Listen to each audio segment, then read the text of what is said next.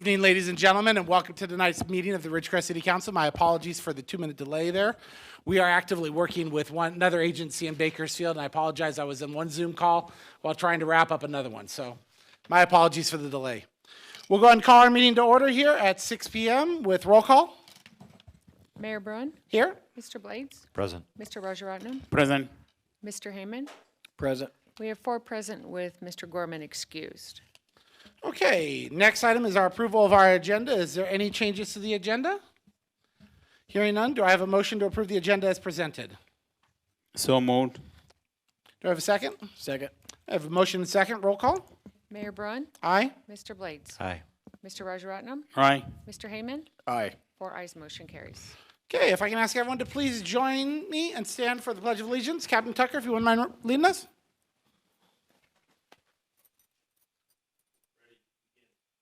I pledge allegiance to the flag of the United States of America and to the republic for which it stands, one nation, under God, indivisible, with liberty and justice for all. And Councilman Rajaratnam, if you'd lead us on the invocation, please. Please join me in prayer if you would. Lord, thank you for giving us this day. Lord, as we begin this meeting, Lord, give your wisdom as we discuss many issues which are important to this community, Lord. May we always put the interest of this community on top of everything. Bless each one of us here and guide us through this meeting. In Jesus' precious name I pray. Amen. Amen. Good evening, sir. I didn't get to say hi, bud.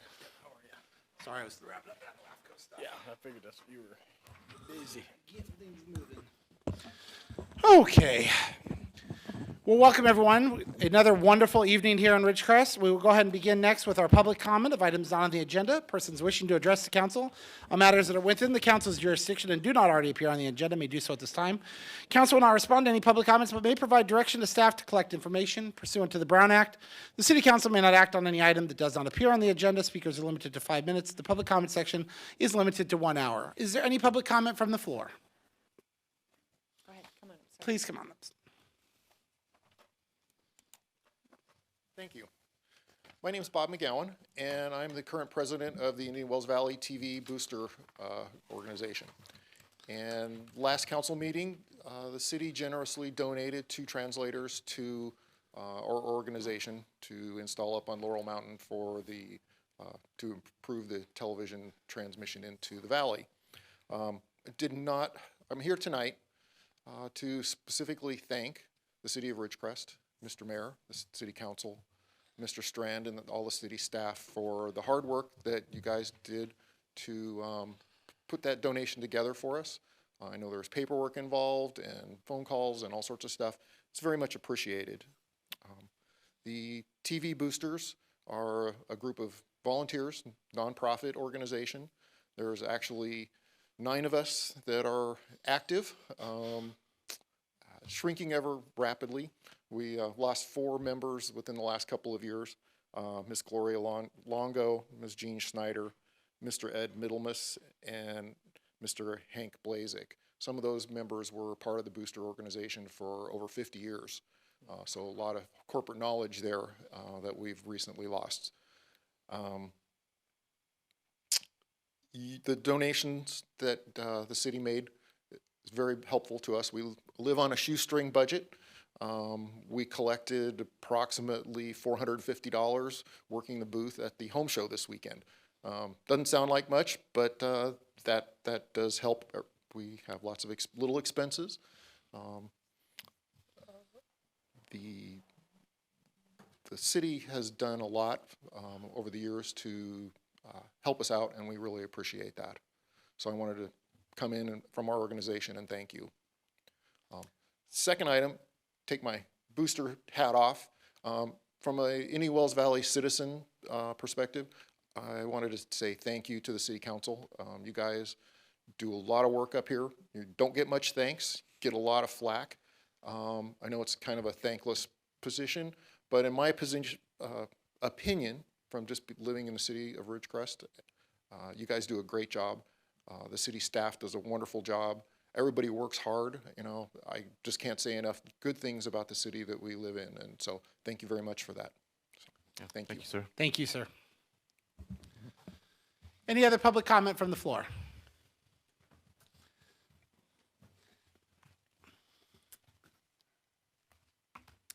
Good evening, everyone. My name is Teresa Dampier, and I am a victim advocate for the Women's Center High Desert here in Ridgecrest. I'm here to invite the council members as well as members of the city to our community meet and greet mixer event. It's going to be held on March 29th, 4 p.m. at the main office of the Women's Center. It's 134 South China Lake Boulevard in our conference room. We created this event for anyone that is interested in becoming an active volunteer or a victim advocate or seeing everything that we have to offer for local victims and even outer victims. If you're just looking for information, services that we provide, or just ways to help, or just to come by, there will be several of us from different entities of the Women's Center, the shelter, some other advocates, maybe even some board members that are there to answer any questions. We usually try and do the class once or twice a year. It's been kind of off with COVID. So we would really like anyone that wants to show up and get information to come over, even if it's just to say hello. We have a lot of free resources that I think the community doesn't know about. It's not just for women, it's for men, for children. We have free counseling, we have transitional housing, a lot of different things that we're really trying to show the public that we can help with. I deal mainly with human trafficking and the education of that. We do have other resources for sexual assaults as well, domestic violence, things like that. So we would love for anyone to stop by, bring a friend just to say hello. We'll have some snacks, people that you can talk to, meet, and then we'll have a sign-up sheet because we will be starting our next advocacy class the first week of April. And it's a 65-hour course. Some of it actually is offered online now, so you can do half in class and then half online to become certified if anyone is interested. So thank you guys for your time, and I'm going to leave some flyers actually here with you guys. If anyone has any questions, I'll have my contact information as well as the Women's Center.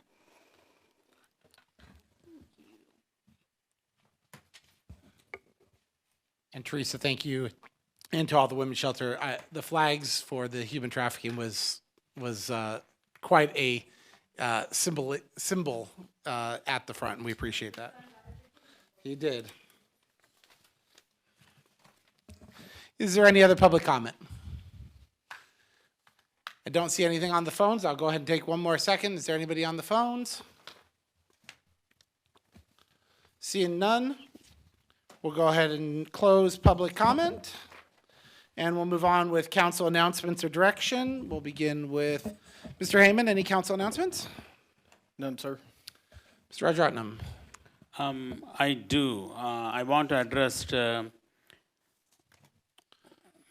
what Mr.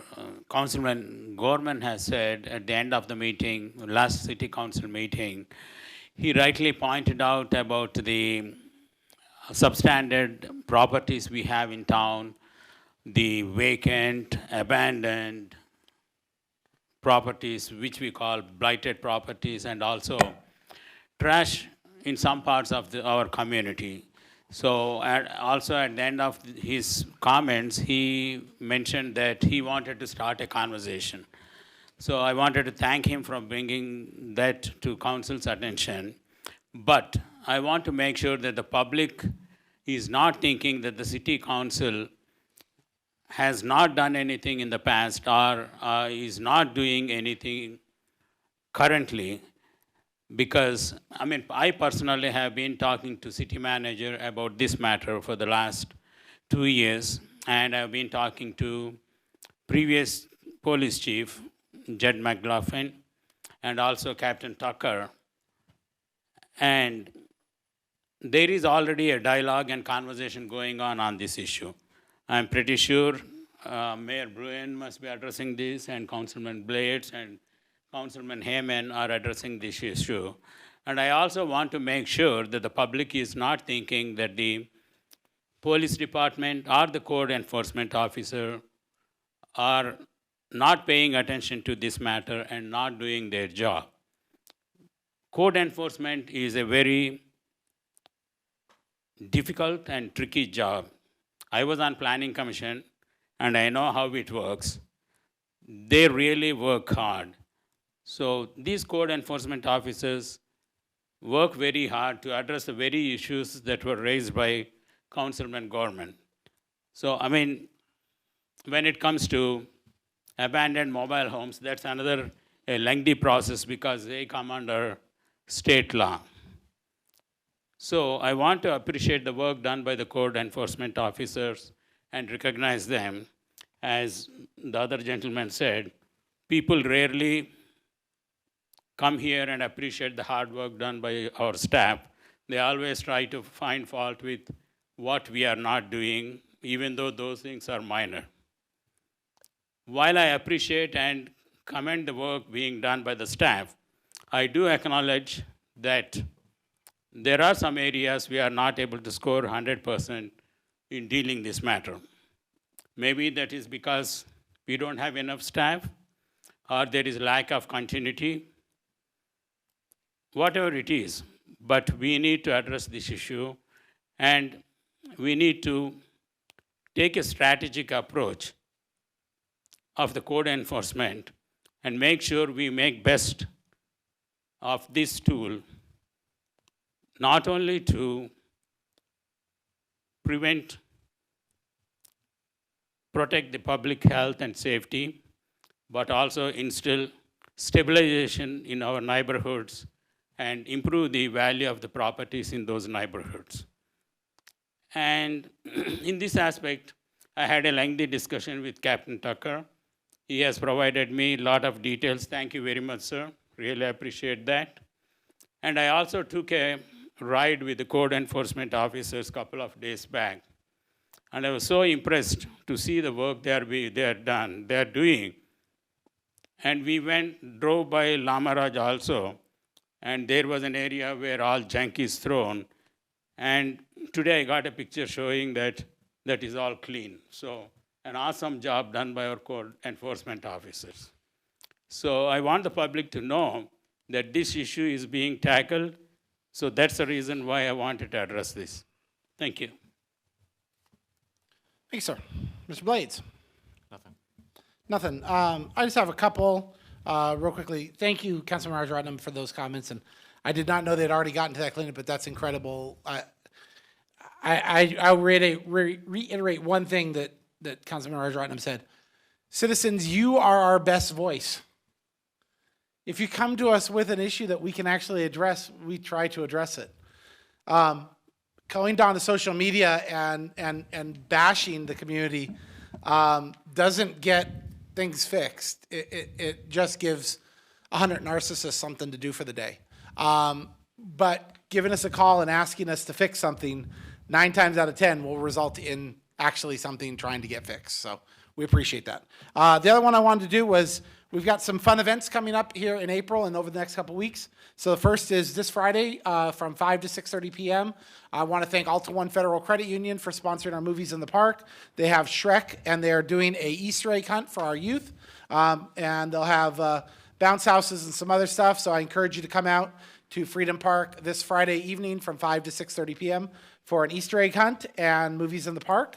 Weather's getting nice. It's supposed to rain a little bit this weekend, but hopefully we'll get past that and move on. But we're getting into that season. The other one is that we'll have some announcements on the splash pad coming soon. We've got some work to do on it that we may delay opening it a few weeks just to make sure we get that work done. And then also April 6th, the Desert Empire Fairgrounds is holding yet another community yard sale. I would hopefully encourage everyone to go out. It's a great, fun day. And if you got a pile of junk in your house, sign up, pay $10, sit down, and you'll have less when you go home than you did when you showed up. And then last but not least is roughly 1 month from today, we will have our second community event, and it will be back on Balsam. A Night on Balsam is coming back April 19th. We are looking forward to seeing everyone out there as we return to Balsam Street, as hopefully the rest of Carmageddon will have started to vanish from our proverbial minds and our memories, but we'll have Balsam open and ready to celebrate this community once again. So I hope to see you guys out there at Night on Balsam. Yeah, we'll see how well that goes, Trav. I don't share with you the other complaints I get. Yeah. Next item on our agenda is our consent calendar. All items on the consent calendar are considered to be routine and enacted by one motion unless pulled by a council member or a member of the public. We have 3 items on our consent calendar this evening. The first is proposed action to approve draft minutes of the Ridgecrest City Council regular meeting dated March 6, 2024. Number 2 is authorization for the city manager to execute the notice of completion for the West Ward Avenue Street Rehabilitation and Sewer System Rehabilitation Project, federal project number STPL 5385067, for the city clerk to file the notice of completion and city staff to release retention in the amount of $132,190.32 to Everlevel Holdings within 30 days after recordation.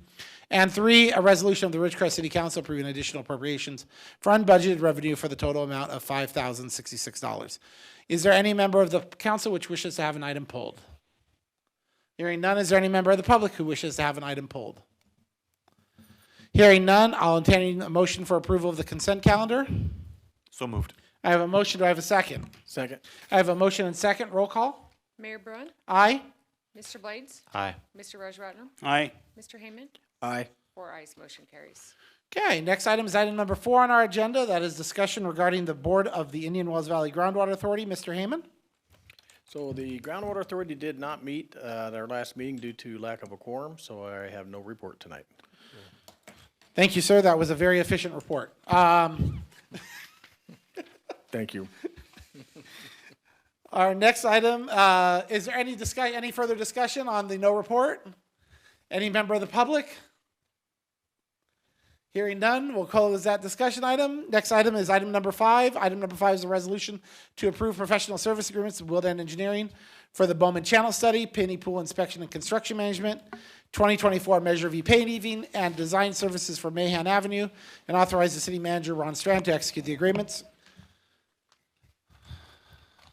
Mr. Reed. I'm trying to come up with a good Fantastic Four name for that one, because it's Reed Richards, There we go. Good evening, council. Before I jump into this, I so graciously talked to Martin last week, and he told me that I could write one staff report and one resolution for all these, provided I made it abundantly clear that the council has the right to accept or reject any smorgasbord of how they want for these. And when I say smorgasbord, I mean you can accept 1, you can accept 2, you can accept 3, you can accept all 4. We can deny any ones we want. So anyways, now that we've got that cleared up, Project 1, as you said, is the Bowman Channel pilot study. We're looking at doing a project to figure out where we can create a capital improvement plan and how to complete the Bowman Channel, and where we can stop at strategic points so we don't create downstream flooding issues and cause damage to residents or private property. The fee for this is $105,566, of which we budgeted for, so we are not requesting any appropriations. And with that, I'm open for any questions on Project 1. What is clean staff cleanup efforts? What is what? I'm just having fun with you. Where is that? Last sentence of Project 1 paragraph. Pipeline that would help mitigate overflows and clean staff cleanup efforts.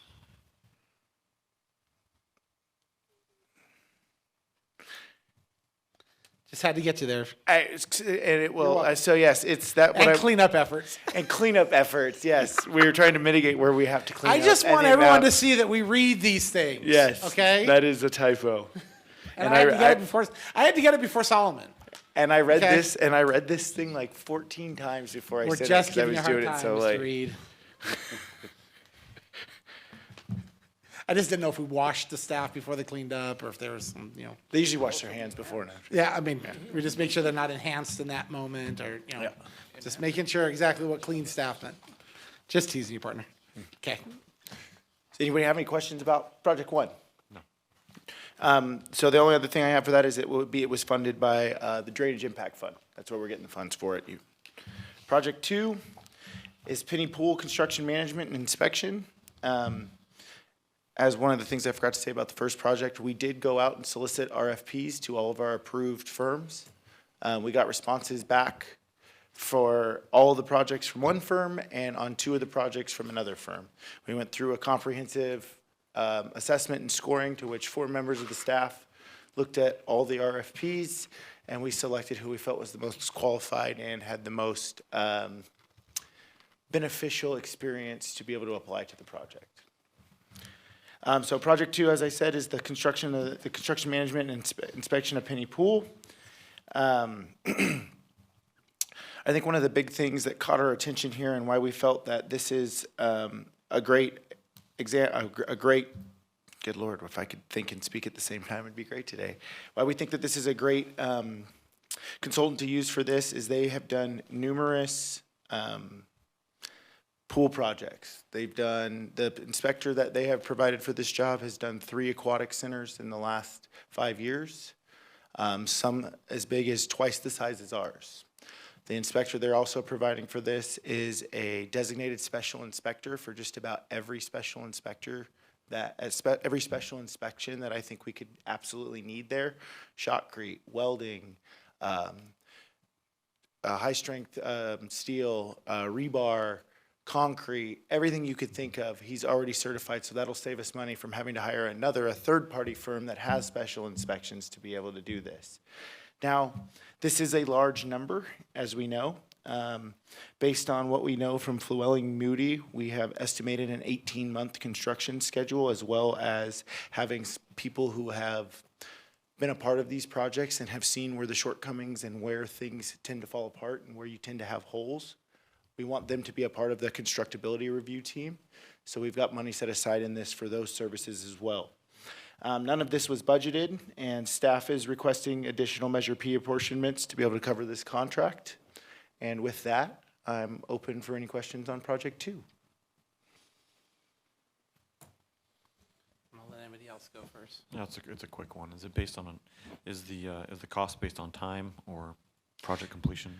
So it's a time and material fee, and we have to make some assumptions based on what we see in the plans and what Flewelling Moody has told us, which is who we chose for the Design. general for the design, and then with all their subs, and they feel that this is about an 18-month construction period. So the bulk of these fees are inspection. I just don't have the staff or the experience on staff to be able to put somebody out there full-time. So, and so it's time This and was material. always going to be a cost for the pool. This is just the order in which this is occurring. All good? I don't have any problem with the cost. I have 2 questions. One which is a little bit of a, sour face question, but it's not meant that way. This is the first time I've been told in writing 18 months.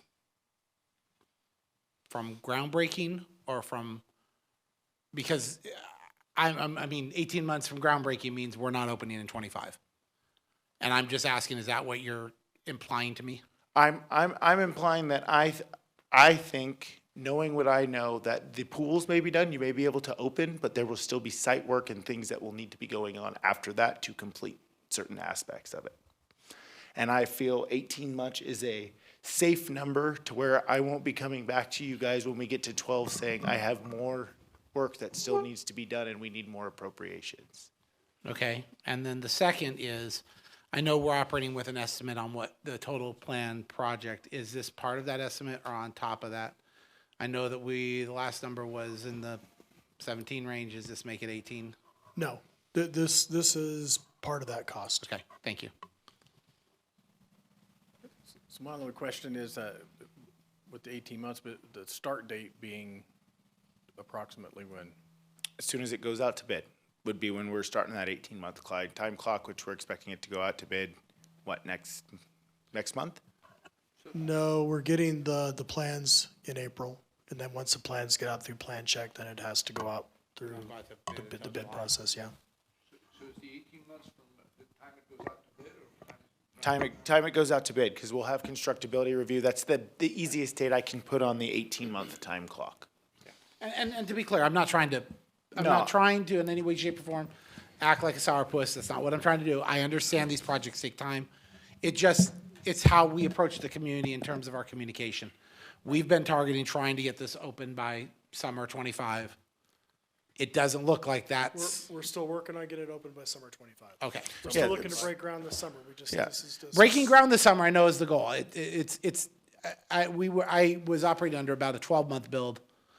This sounds more like we're at about 18 months, and that's, 18 from going out to bid? So you've got a Right, month and a half or right. 2 months by the time of bid time. And summer of '25, it might be September of '25 when this gets open. That's still summer for us. I don't know that.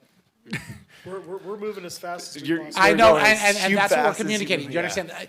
I want the public to hear that we're having legitimate, honest conversations about what can be accomplished. Correct. Versus we're putting pie in the sky. Okay, that's what that's what I'm doing first and foremost is we have been on literally gas on the pedal since the day after Measure P passed on the pool. I know that. I compliment our entire city staff. I know how hard we've been gas pedaling this thing. I just want to make sure that we're being, okay, the odds, if I'm in the Vegas bet, if I'm in the Vegas pool, the odds aren't improving towards summer, but that's okay. Well, I don't blame Travis for coming forward with 18 months Yeah. because it's always, we're always coming back to council with change orders, Correct. additional money. It's easy to obligate it, come up with a schedule. So far, we haven't missed a milestone. Now, we'll see what happens the first week of April. I spoke with our consultant enough. yesterday. He says we're on track. I have to take him at his word until I can no longer take him at his word. So we've been told we get the plans first week of April. We get the plans first week of April. Travis has our crew on board to review, to get that plan check done, because if we don't get the plan check done, it puts us behind. So part of this tonight is make sure we getting have our the team resources. together Yeah, so correct. when we get the plans, they can go to a plan check and we're on track. So that's where we're at. Like I said, and that's part of the 18 months of service includes a little bit of the pre-stuff. Just the bid date was an easy number for me to tell you from the day we put it out to bid. Fair enough, just- So, Sorry. The other question I have is, so once it goes out to bid, is it, we don't know at this point in time as far as the availability of the contractors as to their start time? Right. no, sir. And so, okay. Yeah, it's all estimates. Like I said, we've been working very closely with the architect to get all the requests for information, get all the stuff back. Like I said, I've been told we'll have the plans in hand first week of April. I mean, I can't 100% guarantee. I just got to go off of what I've been told for the last couple of months. And so I've been told we're still on track. This is part of it. We have to have this to be able to grab those set of plans and get them in somebody else's hand to get them inspected before we can even put this thing out to bid. So Well, and I'm happy that. we're still on track. Like I said, I'm trying to cross my Ts and dot my Is early, so I have everybody on board, so as soon as we get those plans, like I said, I've been involved in a lot of construction. I've built residential pools, but I've never built a pool of this magnitude or a community center of this magnitude that's gonna have this amount of pumps and chlorination and piping and all this other stuff that's gonna be on one site. So I want somebody that's seen where the downfalls can be. And I feel the money that we're gonna spend to do the pre-bid work and make sure we have these plans as good as we can will save us hundreds of thousands on the back end in change order costs. I think you're doing a great job, and the staff, everybody's been working on this. I'm really happy to be here where we are discussing, we're, like the mayor said, we're just chomping at the bit. Question, I get it. Good job, everybody. I know, it's funny that Ron and I talked about this today when they said, and we said 18 months. So do we have 18 months from the get-go? And all of us looked at each other, we're like, that was kind of what we felt everybody had been saying. And Ron goes, I don't think that's what they said. The council's heard. I'm gonna walk into Yeah, five people and I go, said, oh man, well, I guess I better, "Excuse me?" backstep on that a little bit, huh? The key here is, you know, when they report from these meetings, they sometimes pick and choose what they choose to say, but the ultimate thing is, we're trying to be open and transparent with the community. We've been on go since day one. Trust me, I want it there as badly as you do, but we're gonna do it right rather than doing it wrong, so. So the estimated appropriation right now for the time and material not to exceed fee is $1,146,828, and that includes 18 months of full-time inspection. Okay. So, I do have. Oh, of course. I totally agree with you. You need a construction management company, no doubt about that, for a project of this size. But looking at the timeline, So we are expecting plans in the month of April, you said, sir? And then you go for the bids for the contractor, right? And how many months do you think it would take, approximately? We typically will advertise and give them a minimum of 4 to 5 weeks to bid. So if you go out in, let's say May 1st, they would open in the first week of June. And you would have, 6 weeks, 4 to 6 weeks We're not max. gonna get through plan check by May 1st. Oh, yeah, we will. We're Oh. self-plan checking this. Oh. We're self-permitting this. It's not going anywhere okay. else. I thought we had to wait for Kern County, okay. No. No, this is part of what you're approving is so we can get this done a little bit quicker. See, and that's where these are great conversations, people, So okay. We're having a third party who we feel knows the code very well. I think I know the code pretty well. So I think between the two of us, and since we're a Okay. government agency and we have the ability to self-permit, we're gonna And we would self-permit our pay for, form center. if we had chosen to have Kern County do it and take 6 months to do it, we would have paid them a hefty chunk of money to do it, right, likewise, right? Oh, Yeah, the plan check, yeah, and I don't think they would inspect a project like this of this magnitude for us. yeah. It's not. Just point that out. I'm just making that public record. Sorry, not to interrupt your question. Sure, sure. They would have to probably got some special. Yeah, and that would have been cost, we would have had cost deferred either way, okay. I know Wilden is a very reputed company nationwide, and also they have offices in Europe also, I think. So, but without plans, without cost breakdown, how did they come up with this 1,100,000 something, whatever it is? So in the RFP, I told them I used a RFP that I found from, I can't remember if it was the city of Camarillo or city of, there was a city down towards the coast. They had an RFP and they had a bunch of different items that they solicited a consultant to help them with. So I built from that and added in the things that I felt were necessary for us to build in, as well as a copy of the 60% design plans. So all of our consultants that we have that are on-call consultants could see the order of magnitude, the size, the shape, the things that we think we might encounter. They asked a lot of detailed questions to which I responded to all three of them. Some of them, they said, what's your estimated, or what's the design firm's estimated time for completion for this? So everybody got a comprehensive list of where we thought. So these numbers that they have come up with, it's not a number that they just pulled out of thin air. It's based on the plans they saw, what they asked questions of me for, what was in the RFP, and then once we pick a firm based off qualifications, the way it's done, and I can't remember the bill that passed that did it, and I just took a class on it at the conference I was at. But anyways, you select off qualifications, and then you open their fee proposal that's in a separate envelope after that. And then you negotiate fee based on your preliminary estimate that you made with them. So you look at, hey, inspection, your inspector is $110 an hour. It's pretty common for an inspection rate. I had it at 115, or I had it at 109 or 108. So then you build and you negotiate price with them from there, based off duration, based off of services they're providing, things of that nature. So that's how we came up with the number and where these numbers come from. Okay. So you called for 4 bids, right? You solicited 4 bids? I solicited 4 projects within one RFP that are 3 pre-approved on-call consultants from our requests for qualifications that lasts for 2 more years before I got here, that basically got us the 3 design firms that were on call. My concern is we are having only single source right now. We don't have any competition, so we are just going by only one bid which has come in, right?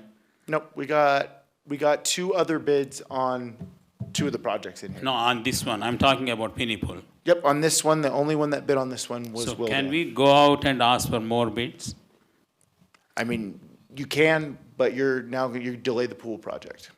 I think it's premature, in my opinion, to approve this construction management at this point. I think we still have time. So I want to do more due diligence on this. We are dealing with public money. We went to them and asked for approval of Measure P.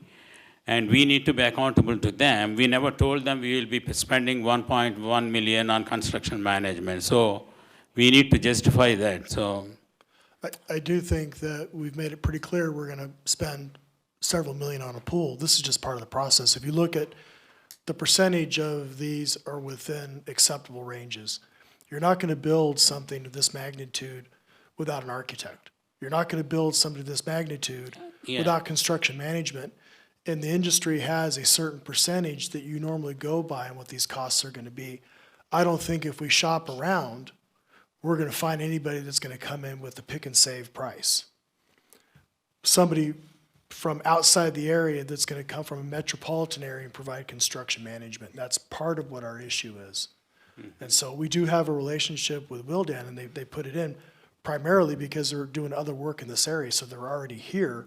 So most places are not gonna look at us because there's so much other building going on throughout the state and the country that it's sometimes hard to find these firms out there that can do this. So Sure, I we agree. can go out and put it out to bid, but I will tell you that the risk of that is it a delay of the project. And I'm not trying to hold the project, because you're right, if we think we can find somebody, I don't think we can, because when you look at what we think the cost of the project's gonna be and what the quote is, it's within that acceptable percentage of that project cost. Mayor, may I add something to that from a legal standpoint?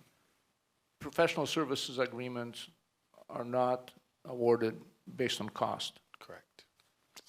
Professional services agreement by state law are awarded based on qualifications and a fit, for lack of better description. Yeah, that doesn't mean we can give away whatever they've asked though, so we have to do our due diligence. That is absolutely correct, Councilmember, but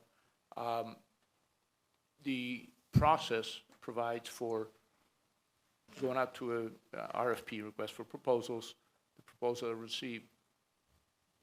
Staff decides on the one that they select, and then they engage in negotiating the price. So the going out for another RFP is not going to, first of all, obviously, it's not going to guarantee that the price is going to be any lower. But if we get any other responses, then the process would start all over again, and obviously, the Wildan would be still included in that process. So again, you would be looking for somebody who would be more qualified and a better fit than Wildan is versus somebody who's cheaper. I guess maybe we can narrow this down a little bit. So I guess it goes down to, Travis came up with a series of types inspections and type services this project is going to require based upon his professional engineering experience. So I guess the question would be is that, so we come up with the number of hours, then I guess the delta question is the hourly rate that we're paying within the norm? 100% well within the norm. So the services aren't going to change, and if the rate is within the industry norm, what would we expect if we went out to bid again to change? So I'm just gonna throw this out here based on with what Martin is talking about. For me to even open another cost proposal, that firm would have to win the solicitation, would have to be a better fit for, because this is consultants that are doing design, construction management, and CE. It's not price-based, as he said, it's for the health, safety, and welfare of the community and people. So that's what you're picking on. So we're picking based on their experience, their engineering capability, their inspectors, the experience that they bring, all these qualifications. So for me to even open another firm's cost proposal, they would have to have better experience than Wildan would. Otherwise, if we go back and do a full RFP, which will take, by the time I put another RFP out, solicit it, it's got to be out for 30 days. It would push us back another month. I need probably 2 to 3 weeks to evaluate them. Time a council meeting. We're talking 2 months before we come back. And it could be the exact same thing. Because if firm B, firm C, firm D that commit on it, we don't feel have better qualifications than Wildan, I'm sending all those cost proposals back to them, and I'm gonna go negotiate with Wildan again. And so we're adding costs, back to the city. So we're adding, not, I wouldn't say necessarily adding costs back to the city, we're just adding time to the project and adding costs in the way of myself and my staff are not working on other things. We're doing the same thing again. That is cost and If time. this was It is. a bid for the actual work, a public works bid, which are sealed bids, the lowest responsible bidder must be awarded. And we only got one, and it was above engineer's estimate, and it was outrageously, or even not outrageously, it was just very high. Your point would be extremely well taken. It would probably behoove the city to say, okay, let's take it out again and see if there are other construction companies that will bid on this again. And city has the legal ability to reject the bid. And then hope that you get 2 or 3 construction companies that are willing to bid on the actual public works project. This is a professional services agreement, so a little different rules are applicable. But your point is well taken. In public works projects, that is an option that the council has. If you only have one bidder, and that bidder seems to be higher than what the engineering estimate is, or higher than what we can afford to pay, then you can reject it and go out and try to solicit number of bids, and then the lowest one, again, would be the one that would be awarded. So, Hope that helps. so Mr. Reed, another way of looking at this would be, we could reduce the cost by not hiring inspection services, correct? Or I could shorten the duration. We could approve it for 12 months, and we could shorten the proposal and shorten the duration. The actual price that we negotiated for the items is not gonna change, so the physical rate, but we could just adjust the time to lower the contract amount. But if we come in at 12 months, we save funding. We You just- say funding that you're allocating, yes, but just because we allocate it doesn't mean that we're gonna spend it. I mean, if this project gets done in 12 months, that's 6 months of their inspection time is never gonna get billed, right? It's time and material, so it's not a lump sum where, hey, you show up on day one and you're guaranteed this money. So it's based on the services they provide. Sure. I mean, based on the 14 million project, so this construction management fee comes to around over 8%, which seems to be high to me. So that's the reason why I'm asking all these questions. It's actually low. No, it's not. Standard construction management on a public works project is typically estimated at 10%. As the project goes up, the price, the construction management fee comes down. For a 5 million, I have seen I went up to only 5 million in my banking career. The construction management fee was 2%. Maybe on private projects, not on public projects. Buildings is, and I don't know what kind of a project it is, but a municipal pool is a complex, complicated engineering project. It's Did not we do any research, like, I mean, Palmdale recently, I think they built a pool recently, so did we do any research on that? How much they paid for the construction management company or something like that? I did not reach out to Palmdale to see what they had paid on construction management. No, I followed the assembly bill or senate bill or whichever one it is that enacts for how you're supposed to solicit these, and that's how I solicited them. Okay. Now, one thing to consider about Palmdale is that they're a far larger city with greater staffing. I mean, I would appreciate if we do more research on that, so, I don't know. So I have a concern to approve this at this point. I can reach out to the two, I can go back and look at the proposal. I forget what the 2 cities were that they had done projects on, and see what the cost came in for those cities, and find other ones that used another firm and see what they came in for cost for construction management. I can absolutely do that. I mean, I wonder what the percentage would be if it was at 12 months versus 18. It would be. It breaks if down to was 63,000 and change a month, and I'm sure that's what it breaks down to, is 63 times 12. 6 months, it's about, what was? It's 63,800 times 12 months would be 765,000, but 28. But I mean, the key is that this is an appropriation. It's not an actual cost yet. And it sounds like everyone wants to move shorter than 18 months, which is the objective, obviously. I respect Councilman Rajaratnam's concerns completely, but I certainly, based on, these things are being dictated by state law. If state law is involved, then we're not going to get a sudden negotiation that's going to save us any money. But what we can do is we can choose to lose time. And I don't want to see us lose time because I think that the citizens have an expectation of us to have this thing broken ground before we get into the fall. And I would hate to see anything that would jeopardize that. I don't think we'll lose any time, Mayor, so how can we lose time? I mean, we don't have plans, we don't have cost breakdown, we don't have a contractor. So we are going for a construction management company without having anything in place?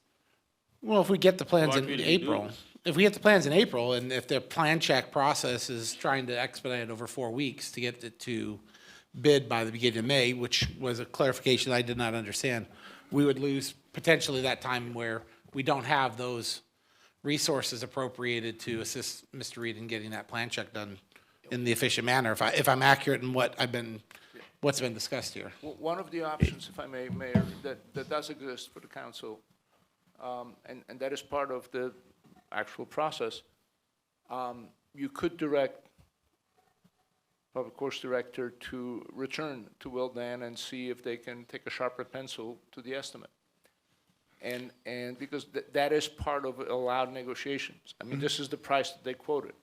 And I did And if negotiate they're with watching, they're gonna know that this is a price that is giving some concern to the council. And see if that negotiations can result in somewhat lower price for the same amount of time. Because the amount of time is that it's not to exceed. If it takes shorter to do it, it'll be less money.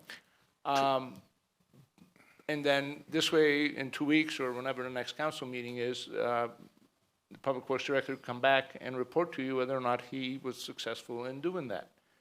And at that point in time, you can take your final action on the contract one way or the other, whatever the council wishes to do. I like Again, that idea. That is an option that exists. It's up to the entire council to take a decision on that, but it is one other option that can be explored. So I did do the quick math for you. If we did go down to a 12-month construction period, the lump sum cost is about $804,000, right? So that would be 5.7% of the construction cost. So, like I said, it's duration. There's also some other lump sum items. They provide materials testing for us, so compaction, asphalt, concrete, slump test, all those special inspections are encompassed in that. So there's items in there. We can absolutely go back and negotiate more. But like I said, given my experience, I felt that with the time and with the numbers that they provided, I thought it was well within industry norms. In the 12-month, that's pushing things tight then.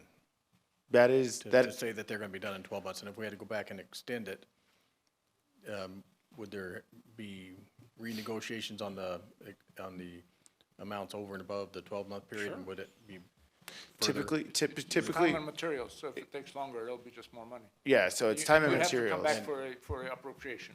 Yeah. And their cost matrix may change. I mean, somebody what who I'm bid getting at, something in with 20, those- with something that bid something that was bid in 21 is not gonna be the same price as bid 23. I'm getting at. We're bidding 24. If we come back to them in 25 because we need additional time, we're gonna, I mean, honestly, if I was Wilden too, I would make sure that I reminded you that you didn't give me the appropriation up front. So to I be will be, honest. I will be 100%, I will be 100% honest with you. The costs that were in this cost proposal for their inspection, their RE services, their construction management are based off the 2018 proposal that they gave us for on-call services. Wow.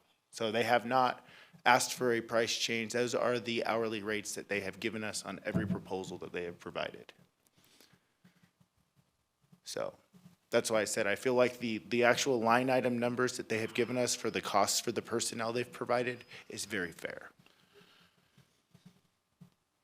So we have two other projects. Correct. We do have two other I projects do that we believe can that discuss. the council will have, after Mr. Reed's presentation, we can make a decision to motion or to not motion actions accordingly and to vote accordingly. I will let Mr. Reed go and proceed with the other two projects and any public comment, and then we can come back to the discussion. Does that work for everyone? Oh, good. Okay. So Project 3 is our typical yearly Measure V paving project. This is for PE and CE services. We solicited it with both ends. So the design aid, since we're only a two-person staff there, we are doing all the construction and the surveying in-house. And then the construction engineering services as well, which council could also decide not to award at this time. You could just award the PE at this time, and we can solicit construction engineering again at a later date. It's for 8 streets. We're estimating somewhere probably around a $2 million budget for this project. 138,660 is for the PE portion, and 195,953 is for the CE portion, and this one is estimated as a 60 working day construction contract. Of these appropriations and these fees, staff budgeted for the PE, the 138, and are asking for additional appropriations from Measure V of 195,953. And with that, I'm open for any questions on this project.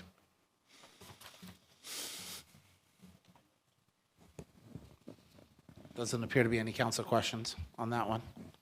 Okay. I'll let you go and roll to project 4.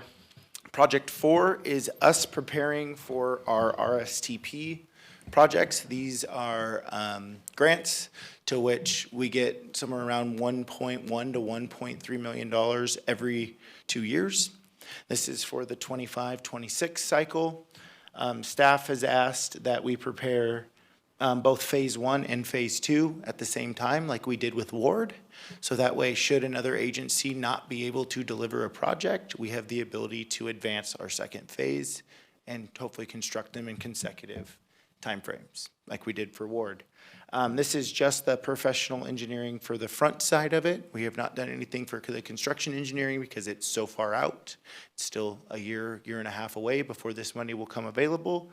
We just would like to use in-house money to get the designs fully completed, so that way, as soon as the money is available, we can go to construction and then have the ability to advance the second phase should another agency not be able to deliver. So with that, I'm open for any questions about that, and the fee for it is $125,240, to which we also budgeted for this. And so on Ms. Mahan, could you expound on What we're doing? The areas of start and finish on the street? So the start and finish area is from Bowman all the way to Springer, which is city line. We have spoken at length with the county. They are going to allow us to use 10 to 15 feet of their right-of-way, provided we maintain the asphalt. So we can make a dedicated 12-foot shoulder and a minimum 2 foot of 2 10-foot travel lanes.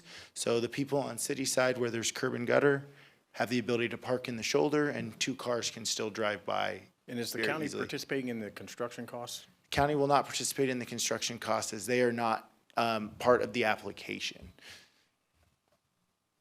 So that's what we are using our RSTP funds for.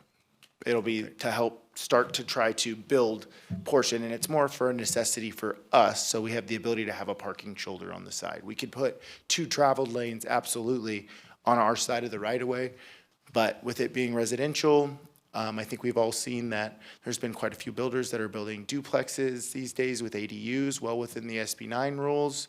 I want to make sure that we don't have an influx of cars parking on the side of the road and end up with a new road that doesn't have the ability to handle 2 lanes of traffic. So, Okay. Any other questions? None. Okay. Thank you, Mr. Reed. I'll go ahead and see if there is any public comment. Is there any public questions in regards to the staff report and proposed actions? I'll see if there's any on the phones.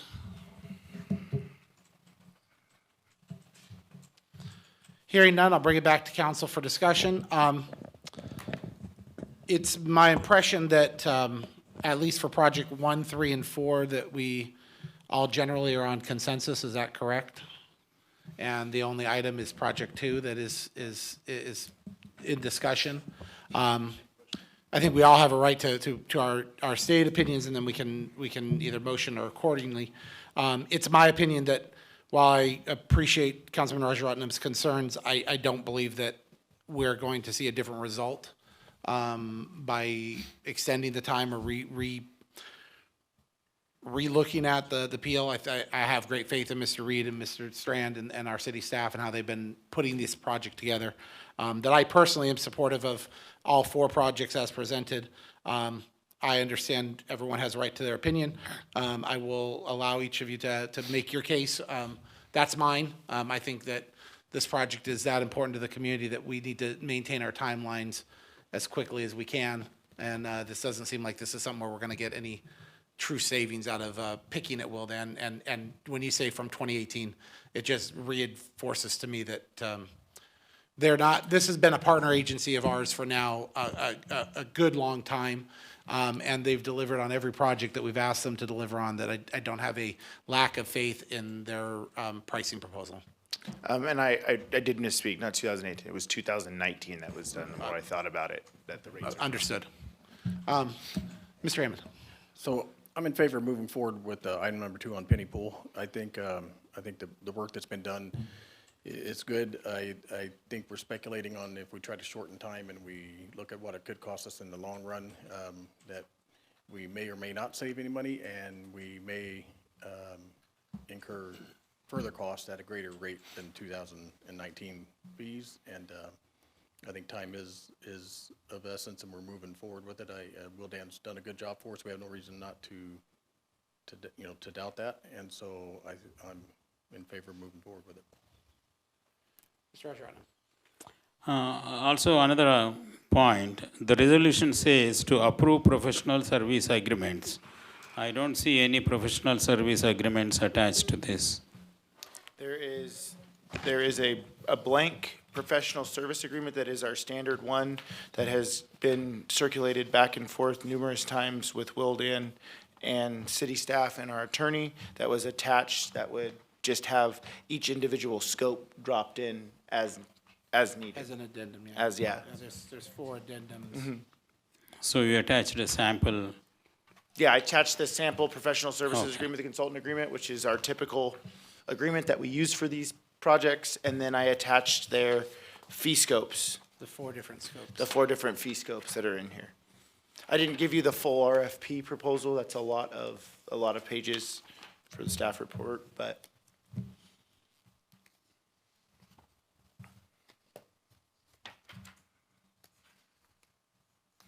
No other comments? Mr. Blades? I don't think there's too much more discussion that you guys haven't already had. I appreciate your scrutiny, Mr. Rajaratnam. But it comes down to what things look like in the end when you go back out for RFP. I think I've questioned you, gosh, probably since 2019. I've raked you over the coals about, have we looked at this? Have we looked, back when it was BART even, like, have we went out to renegotiate? Is that the lowest? Is it below the lowest? And usually I get the same answer. It comes back, it's a process that you guys go through. so I'll be honest with you too, when I first got here, I thought the same thing. Why are we only getting the bids from 2 or 3 different consultant Yep. firms? So I went out and talked to 3 other firms that I had had dealings with at the water district, and all of them basically said, we don't have the capacity or the time to bid on any of this work right now. So Yeah, I also found there was did some- try to Right, help that yeah, at the sorry to beginning. sorry to interrupt you, but I think it also had something to do with our location. It's just, There's not a lot of firms that do work out here. I mean, I think we could get more on the on-call services? Absolutely. I think all the firms will submit to be on the on-call services, but that doesn't mean that they're going to propose on a project. That just means that they have the ability to do it. right. So yeah, so I guess my final comments would be that if it wasn't, I appreciate somebody on this, you guys go through a lot at the financial council, but I appreciate Mr. Rajaratnam scrutinizing and raking it over the coals. In this particular instance, my faith is in you, Mr. Reed, and I am in favor of moving forward. Okay, so we have had a discussion. I would entertain a motion. I'm going to do 2 motions as my recommendation. First, the first motion that I would ask for is a motion for approval of projects 1, 3, and 4. Can I do it as such? You said council has the right to accept or in any manner they see fit, so that's why I'm asking. That's fine. I think if it is the intent of the council to take different votes on this issue, depending on how the votes come out, because we have one resolution, and the plan was that if there's a project that you did not want to include in that resolution, that project would then come out. So we can do a resolution that includes just the 3 projects that are not as controversial, or obviously the Penny Pool project is the one that will, and then basically assign a second number and do the same resolution, which will only have the Penny Pool project in it.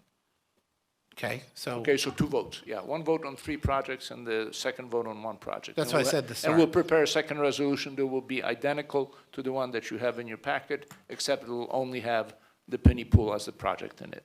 Correct, and that would give every council member the opportunity to vote for. Absolutely right. As That's- they feel appropriate, Yeah. which is what I'm trying to accomplish. Right, exactly Fair? right. That'll work. Okay. Yeah, thank you. So then I would entertain the first resolution be for the projects 1, 3, and 4. Do I have a motion for that? So moved. I have a motion. Do I have a second? Second. I have a motion and second for the approval of projects 1, 3, and 4. Roll call. Mayor Bruin, Aye. Mr. Blades, Aye. Mr. Rajaratnam, Aye. Mr. Heyman, Aye. 4 ayes, motion carries. And then we have a second resolution for project 2, which is the Penny Pool Construction Management, as a separate resolution under the same terms. Do I have a motion for approval? Motion to approve. Do I have a motion? I have a motion. Do I have a second? Second. I have a motion and second. Roll call. Mayor Bruin, Aye. Mr. Blades, Aye. Mr. Rajaratnam, No. Mr. Heyman, Aye. we have 3 ayes, 1 no, motion does carry. Okay, fantastic. Thank you, council. Thank you. Thank you, sir. Next item on the agenda is the item where I lose my paper and get lost. I got it. It's just what, it just moved to the bottom. Okay, next item on the agenda is item number 6, a public hearing and approval of a resolution of the City of Ridgecrest City Council to consider public comments and establish a finding of unmet needs that are reasonable to meet with the public transportation system for fiscal year 2024, 2025. Mr. Smith, how are you, sir? I'm doing well. Yourself? Good, Chris. I'm before you tonight for the unmet needs hearing. It's an annual part of the process for transportation planning. So we're looking at planning for next year. I've got a couple definitions that I think are important for this public hearing. The first is a Kern-Cog resolution that defines unmet transit needs as follows. An unmet transit need exists if an individual of any age or physical condition is unable to transport himself or herself due to deficiencies in the existing transportation system. Excluded are 1, those requests for minor operational improvements, and 2, those improvements funded and scheduled for implementation in the following year.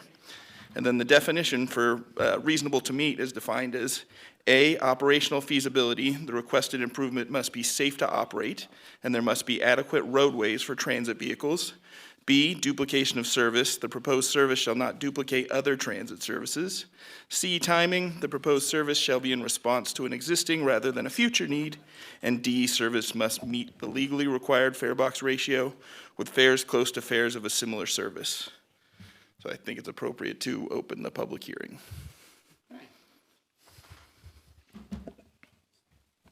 So we'll go ahead and open our public hearing to consider all public comments and receive and approve a resolution. We will open the public hearing at 7:06 PM. We'll begin with any council comments. Are there any council comments in regards to the unmet needs proposal? No, nothing specific to the proposal, just that I appreciate the hard work that you guys are doing. It's, I've never once received a complaint in all the years I've been here about transit and the work that you do. Nothing but compliments. Thank you. No questions. I have none. Is there any public comment in regards to the unmet needs? Seeing none, I'll give a moment for the phones. Is there anybody on the phones? Seeing none, I'll bring it back to council, and I will go ahead and close the public hearing. And we will go ahead and move forward with we'll entertain a motion for approval of the resolution approving the establishment of a unmet needs that are reasonable for the public transportation system for fiscal year 24-25. Motion to approve. I have a motion. Do I have a second? Second. I have a motion and second. Roll call. Mayor Bruin, Aye. Mr. Blades, Aye. Mr. Rajaratnam, Aye. Mr. Heyman, Aye. 4 ayes, motion carries. Thank you, Mr. Smith. Okay, next item is item number 7. Item number 7 is a second reading and adoption of ordinance 2402, an ordinance of the Ridgecrest City Council amending the Ridgecrest Municipal Code concerning accessory structures. Ms. Spurlock, looking like Mr. Reed.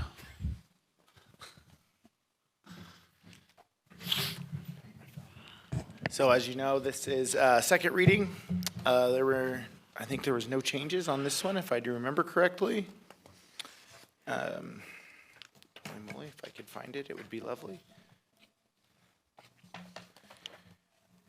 And this is, obviously, this is in line with how it's done throughout pretty much all of Kern County. And with that, if council has any questions in regards to this ordinance, I'm available for them. Just to reiterate, this is that cleanup work that we started a month ago or so that we discovered in our code, correct? Correct. Just want to reiterate that for the public. This is cleanup work that we discovered. Yeah, we just had no standings on a lot of things, and we were trying to make sure that we had the ability to do our jobs if we needed to, should there be something that was completely out of whack with a community that was trying to go in. And not to be confused with ADUs. Correct. Not to Right. be confused with ADUs. These are not for inhabitants. These are for storage, garages, things like that. She Things of that sheds. nature. She sheds, exactly. Yep. There you go. She lawns. I don't have any other questions beyond, we had a we had decent discussion last time with Heather, and she ran us through the ringer, so. The bulk of it. I have no other questions. Councilman? No? Okay. Any public comment in regards to the ordinance?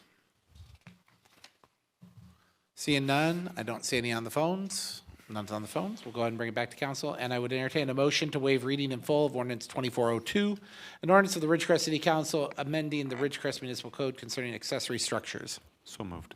I have a motion. Do I have a second? Second. I have a motion and second. Roll call. Mayor Bruin, Aye. Mr. Blades. Aye. Mr. Rajaratnam, Aye. Mr. Heyman. Aye. 4 ayes, motion carries. And then I will also entertain a motion to adopt by title only ordinance 2402, an ordinance of the Ridgecrest City Council, amending the Ridgecrest Municipal Code concerning accessory structures. So moved. I have a motion. Do I have a second? Second. I have a motion and second. Roll call. Mayor Bruin, Aye. Mr. Blades, Aye. Mr. Rajaratnam, Aye. Mr. Heyman. Aye. 4 ayes, motion carries. Next item on our agenda this evening is item number 8. Item number 8 is the second reading and adoption of ordinance 2403, an ordinance of the Ridgecrest City Council amending the Ridgecrest Municipal Code concerning R4 medium-density multifamily residential districts. Once again, Mr. Reed substituting for Ms. Spurlock. So this is the one that, upon doing our arena numbers and going back and forth with the state and HUD, that we found that our R4 medium density somehow got multifamily removed as a use by right. So this is us adding it back in to make sure that it is in line with our general plan. And with that, I am open for any questions. Should the council have them? No questions from me. Straightforward. No questions for my? None. Nope. Nope. Is there any public comment in regards to the ordinance? Seeing none, we'll check the phones. I saw the flash, means nobody's there. We'll bring it back to council. I'll entertain a motion to waive reading in full of ordinance 2403, an ordinance of the Ridgecrest City Council, amending the Ridgecrest Municipal Code concerning R4 medium-density multifamily residential district. So moved. I have a motion. Do I have a second? Second. I have a motion and second. Roll call. Mayor Bruin, Aye. Mr. Blades, Aye. Mr. Rajaratnam, Aye. Mr. Heyman. Aye. 4 ayes, motion carries. And then I'll entertain a motion to adopt by title only ordinance 2402 and Nope, that should be 3. Ah. See, I sound so good. I sound like I've got did. this down, and then my script is broken. Apologies. Sorry, We sir. put a question mark on the teleprompter. Yeah. Let's try this again. Yep. I will entertain a motion to adopt by title only ordinance 24-03, an ordinance of the Ridgecrest City Council amending the Ridgecrest Municipal Code concerning R4 medium-density multifamily residential district. So moved. Motion. I have a motion and a second. Second. Roll call. Mayor Bruin, Aye. Mr. Blades. Aye. Mr. Rajaratnam. Aye. Mr. Heyman. Aye. 4 ayes, motion carries. Thanks, Okay. council. Thank you, sir. Thank you, Ms. Spurlock. Okay. Next is our committee reports. Finance is up, and it looks like everyone else is still pending meeting. Finance Committee met on last Tuesday. Generally, finances are all in good order. We're continuing to monitor our budget. We received our annual comprehensive financial statement for review. All details inside it were largely fine. We gave a few narrative suggestions for future CFRs, but beyond that, the materials themselves largely seemed on scale. We have seen, what I would call negligible changes in all revenue streams. They all remain largely the same. A little bit of a TOT shortfall, but that's just timing of payments, but nothing of concern. We discussed once again where we are with the ARPA projects and scheduling. And we do have both of those projects at least scheduled or going to be appropriated well before the 12/31/24 deadline. We also obviously did our quarterly and annual reviews of department expenditures and found no significant variances. Mr. Heyman, anything to add? Nope, you covered it very well, sir. Okay, any other questions from the public or council? Okay.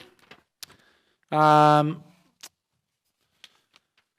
board, I guess the other ones have met, so other committees, boards, or commissions? I just want to take a moment and thank Eastern Current Economic Alliance for visiting our lovely city last week. We got a chance to have them on site. That brings a lot of our local communities, Rosemont, Tehachapi, all of the Eastern Current Economic groups together and got updates on progress for Rosemont and Tehachapi, and we had the pleasure of presenting our state of the city to them. Thank you, Megan McKenzie, for making me look good that day, because I didn't do anything to do it. She did. But it was a nice day, and we appreciate having them here. And then at the beginning of the meeting, just reporting, I was attending the LAFCO meeting, which we will be seating myself on that committee, I believe, tomorrow. And for those of you who aren't familiar with LAFCO, is the Local Agency Formation Committee and Organization. It's got a lot of letters. But essentially, it is the committee that establishes public entities and boundaries within the county. And with the recent efforts of Ridgecrest Regional Hospital and the East Kern Healthcare District, we're very proud to help support them in the progress to continue to ensure healthcare services for our community. So we're looking forward to seeing what we can do there, as well as our land annexation, which we're continuing to work on, hopefully getting that through the legislative process. So that's all the committees I have. Is there any others? I just want to make a comment while we're talking about committees. It's that Measure P started meeting. The third Monday of every month. So I'm just glad that it's up and going. And Yep. we're fulfilling the promise that we made. They got to their first quarter of review, because a lot of people were wondering why the committee hadn't seated, but I just want to expand on Ms. Blaise's.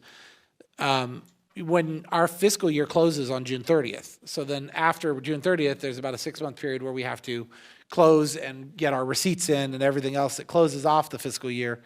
Well, Measure P had 1 quarter of collection because it went into effect April 1st, 2023, had the first quarter from April 1st to June 30th, 2023. And so it had to complete its fiscal year process for that first year. So then the committee could seat and begin its process. A lot of people were like, where's our oversight? Where's our oversight? This is a mechanism of timing. Sure. Well, which is valid. Yeah, of course. Measure P got voted in. Public's been waiting. They deserve the answer. So Yep. I'm glad we're there. Just making the comment. Ready to move on. Any other boards, commissions? Okay. City manager report. Yes, just a couple items. I'd like to let council know that staff is well on track to start the farmer's market May 1st, Wednesday evening, starting at 5 o'clock till 8. Currently, we have 16 vendors, and it looks like we're going to have 4 food trucks in the area. So they've been working very hard on that. So as we get closer, we'll start our public education and outreach. They did reach out to local businesses and, informed the businesses and got their feedback on the farmer's market. From what I've been told, it was very positive. It was received very well by those local businesses. So we're hoping that this will be another feature to add to our night on Balsam Street. Obviously, this would not be possible without Measure P, this community outreach. As we know, in dealing with the base's efforts to recruit and retain, and now we have obviously the issue with the Ridgecrest Regional Hospital. It's more than important than ever for us to be moving forward in these type areas of quality life, obviously including the pool. Staff is doing everything we possibly can to make sure that project moves along smoothly. And on another note, Mr. Rajaratnam, I do have a couple of contracts that we had gathered during this research process of the pool complex. I'll see if we can get some of those numbers on the construction management, just to give you some side information. We just won't stop here. We'll try and give you a little more information to make you comfortable with staff's consideration of Wildan for this project, because obviously we need to make sure that you understand we've done our due diligence and that we're within the ballpark where we need to be. The other item I have, and I want Travis Reed to come up and discuss it. We do have a county grant that helps us with cleanup of the city. This is a follow-up on the code enforcement. As you know, staff is doing everything we can to try and keep the city clean. We do have authorization for 3 code enforcement positions. We thought we were full, but one of those positions now is going back as a police dispatcher, so we're back down 1 position, but we do have 2 fully capable code enforcement officers that are working quite well. There are some projects we have to get moving on. Part of it is dealing with some of our blight issues in town, our trash issues that we have, and making sure that we're moving forward on our following up on our trash obligations with Cal Recycle. So we are moving forward with that. But one of the other things I like Travis to talk about, because he is the one that's in charge of managing the 2 employees that we've hired to pick up trash around town. They don't always get everywhere at any one time, but I'd like him to kind of explain what we're doing with that position so you guys know that effort's there, and understand that even with 2 people, we're not going to clean up every piece of trash in town. It's a monumental effort, so I want him to kind of touch on this a little bit. So as you all know, with this grant, we had to work up a comprehensive plan, to which we have followed. We try to have the 2 guys hit every arterial once a month, so that way we can get all the trash off the arterials once a month. Now, if I had to ask you guys, where is the one biggest trash concern in the city that we constantly see trash? I could guarantee you would either say La Mirage or Bowman Road. Bowman Road has a ton of trash all the time from the community service. So these last 4 weeks, the 2 guys have been working diligently. I'm sure you've seen massive cleanup efforts within the Bowman Channel from China Lake Boulevard all the way down to Sunland. And now they're working from Norma back to Downs. The reason why they didn't work the area in the middle is because we have a comprehensive project that we're about to put out to bid to redo that whole area. So that will naturally get cleaned up. So they are cleaning the weeds and things out of there. So when a piece of trash blows against the fence, it's real easy for us to go by and pick up this trash. So they're not constantly having to pick it out of all the weeds and get stickers and get stabbed and poked by a bunch of stuff and crawl through all the bushes. So that's what we've been doing with those 2 right now. I would expect them to be doing that for maybe another 3 weeks, and we should have the majority of that area all cleaned up and back to normal, and we will be back on hitting all the arterials at least once a month. So if you guys have any questions about that or anything, I can elaborate further. I do have one question. Who owns that chain link fence on the Bowman Road? You do, sir. You do, sir. You do, sir. That is broken, so probably we should replace that then. So we are, with our project, we're doing the the section between Norma and China Lake Boulevard, all of that is getting replaced because we're moving it. And obviously, a lot of it fell down during the storm where water was washing over it. And then obviously when we have a fencing contractor there, I'm gonna have them strategically fix and patch some of the other places that are in dire need on the way up to Down Street. So, Awesome. Thank you. I guess, I hear you. I appreciate you. I appreciate your crew. I think it's perception versus reality, right? yeah, 100%. Is, it doesn't take a lot, but it takes one person who, and this is out to the community as well. It takes one person who quite literally goes, you know what? It's not worth me paying $10 to dump my pile of garbage at the dump. But my neighbor's backyard looks like a perfectly appropriate place. And that is what hurts us over time because, I get your guys can't be everywhere to everything and they are not waste management.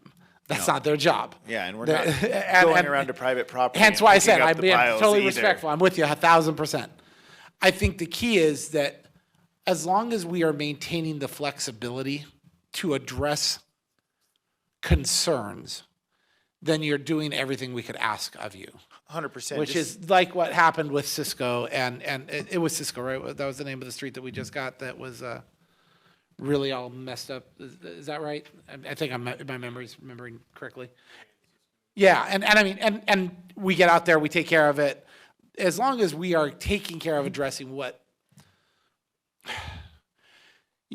people out there, guys, we're all one big happy community, but forever who's dumping their stuff out there, please respect your neighbor enough to take your stuff to the dump. It's not that hard. And, we're not asking the world of you, but don't come then complain when we can't get to it in 5 hours and it takes us, a week to mobilize people and clean stuff up that you're making a mess. I respect you're doing your best job possible. As long as we have the flexibility, then we're doing everything we can. So as long as people call me and tell me where the bad spots are, every time we've gotten a call or I've gotten an email. Exactly. We got an email about the area behind Joann's in between Leroy Jackson, Joann's, Yeah. the museum and our Behind- park. yeah. And they said there was a mess. They sent me pictures. Those two guys and a couple other guys went out there and had it cleaned up that next day. Yeah. So if you have bad areas that they need, and this goes to everybody in the community, if there's a bad area, please let us know. We will get on it as soon as we can and we will go clean And I think these that's the areas message up. the community needs to hear. Yeah, I Yeah. think that's why I wanted to bring it up, because I think the police department gets complaints every day. We have probably 95% compliance. When the police department first absorbed code enforcement, there was somebody who said, well, we could probably pay for that position with the amount of administrative citations we could issue. We chose not to go that route because if I can get 95% participation and voluntary compliance, then we're moving it along. Now, unfortunately, when you're looking at voluntary compliance and not with a hammer, sometimes things don't always move as quick, but you're also working with your community, and I think in the long run it helps. So, yeah, you're right. We're not gonna win against the people that are gonna complain about, because you can drive around any town in America and you can find a few blight spots. But the point is, we're doing what we can, and we do rely upon the public to report this stuff. When they do report it, we do address it. The police department, now that our staffing's getting up, we're now breaking the town up into quadrants.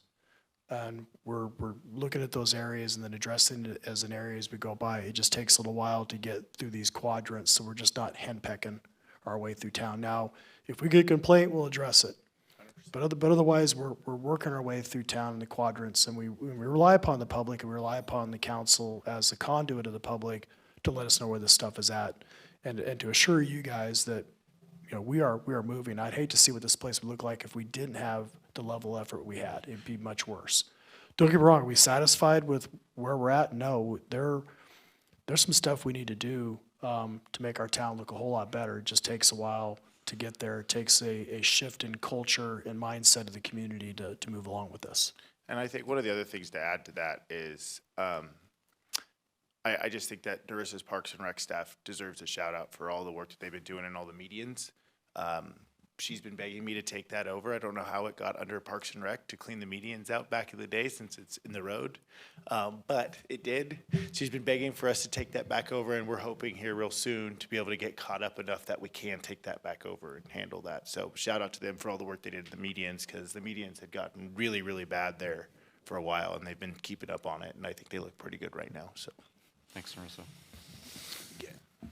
I wanted to, I'd like to, before you, give Go your ahead. final comments, that was just on the trash. I believe from my time, I used to go to the, there was a BLM roundtable. I used to go to that, Eric. I don't know if you have time. And at some point, the BLM said that if there was dumping in the desert, all they needed to be provided, the local agency or the local office, be provided a grid coordinate and they would come clean it up. Now, I have personally not seen that in action. And all I know is like that's, besides the community, besides in town, I know that there's people dumping in the desert, and and in all of our open areas, that's what happens. People dump in the desert, it blows through the town, blows through the Bowman, Kmart, or it's not Kmart anymore, but all those open areas. Man, I'm getting old. So, that's it. that's what I was gonna say, was just the reminder that, we can do everything in our power to manage the city, but we are still surrounded by a county and a desert and BLM and please respect the desert lands, respect your community, respect the beauty that we have out here, and just drive it out to the dump. Seriously, guys, it's not that hard, and I understand that we have people that even do it as work and then just dump it at, because they want to save $10. So I just wanted to reiterate that to the community. I get it, but desert dumping is something we can only do so far to change. If you see it, take a picture of it, take a latitude, longitude, send it to us. We'll be happy to tell people where it is and to offer the services. But I also understand how frustrating it is, and I wish everyone had nobility. Thanks, Travis. Yeah, of course. I mean, during my discussion with Captain Tucker, I was telling him, we are doing a good job on the trash, but the community does not know what we are doing. So I requested him to provide a quarterly or once in a 4 months report, and he has graciously agreed to do that so that the community knows what is happening with the code enforcement. Thank you very much. Sure. We appreciate your questions and the comments and areas that need to be improved upon, because sometimes we don't always see it because they're handling calls, specific calls, and if we can get to a specific area, not a problem. Thanks, sir. Next is our future agenda items. Any future agenda items? And mayor and council comments. We'll go ahead and let Mr. Blades be the first tonight. I'm good. Mr. Rajaratnam. I do have one comment. I mean, I truly appreciate the hard work of Travis Reed, Ron Strand, and Mr. Kavanowski, right? How do you say that? Martin is good. Okay. So I have nothing against your hard work. I mean, your judgment I always appreciate, and the judgment of my fellow council members. But I had some concerns. I couldn't go against my conscience to vote for this. So I just want you to understand that. So I truly, once again, appreciate your hard work. Thank you very much. Mr. Raymond. I just want to say I respect your viewpoint very much, Solomon, and it's harder to stand up and voice that than it is to just follow, and so it is well respected. Thank you. Yeah, I'd like to add the same, Solomon. It was, I respect you, and I think I said that a little bit while I was talking to Travis. The public needed to hear your point of view, and it was very valuable. I think if you hadn't have said it, and I was sitting around the public watching on TV, I would have wondered. So thank you. Thank you. Yeah, I was going to say very similar. You know what this really is a true example of is good democracy. It really is, because good democracy means that you have opportunities for people to have differences of opinions, but yet to have a strong respect for each other. And I have an incredible amount of respect for the men on this council, and Solomon knows exactly where he stands in my eyes in many other ways. And the simple fact is that, we don't always have to have agreement, but oftentimes people perceive that just because things pass through here, that means that we always are just kind of rubber stamping or in lockstep or other things. This is a better example of what true democracy is, is there are some things that we largely agree on, and there's some things that we may have a difference of opinion on, and that's great. That's the purpose of having representative democracy, is that you have people that have differences of opinions and represent different views, and I think that's great, and we get to take those opportunities to also grow. Maybe we get a little more information, maybe we find out something. But I really want to compliment my fellow council members, because I think, I cannot stress this enough. I have been studying other councils for 3-4 years. Anybody out there who doesn't want to understand how good of a city we have running right now needs to go on YouTube and watch some other city councils and ask yourself if they ever seen a level of professionalism in a conversation, whether we agree or disagree. It's about how we treat each other in a professional, respectful, and informative manner. And that is something that is so lacking in some other government agencies that I can tell you, it actually fills me with pride when I sit up here and I see us go, okay, we have a difference of opinion. Everyone got a chance to be heard. Everyone got a chance to have their concerns raised. Hopefully some additional information can be raised to help make those concerns even more or less concerned. But we are able to do that. And we haven't just done that once. We did that with Placer. We've done that with LPRs. We've done that in other things. And I think that is what I would hope everyone would take away is Ridgecrest is a great community. We've got a great council. We've got a great staff. And even when we don't get along, we can buy each other a beer on the way home. So thank you very much. Have a great evening, and we'll see you guys at the beginning of April.